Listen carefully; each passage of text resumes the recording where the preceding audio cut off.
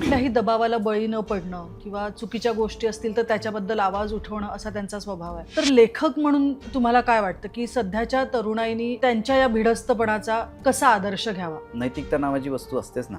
म्हणजे कितीही आमिष आमच्या दारावर येत असली तरीही आमचा मूळ उद्देश काय आहे या सेवेत येण्यामागचा तो विसरला जाऊ नये. हे पुस्तक प्रकाशित करताना तुम्हाला प्रकाशक सहजच मिळालेला आहे की तुम्ही त्याच्यासाठी काही वेगळा संघर्ष केलेला आहे? तुकाराम मुंडे सरांवर पुस्तक काढायचं पहिली गोष्ट तर लिहायलाच धाडस लागतं. खरं तर तुम्ही म्हणालात की या पुस्तकामध्ये असे अनेक रहस्य आहेत ज्याच्यामुळे इतरांच्या प्रामाणिकपणाबद्दल काहीतरी त्याचे नकारात्मक परिणाम होऊ शकतात. आता जसं पुस्तक समोर येईल तेव्हा हे सगळं उघड होणारच आहे. त्या तुकारामांची आणि ह्या तुकारामांची काही सांगड घालायचा प्रयत्न केलाय का याच्यामध्ये? संत तुकारामांची तुलना तुकाराम मुंडेंशी करणं हे अयोग्य ठरेल. बरोबर. पण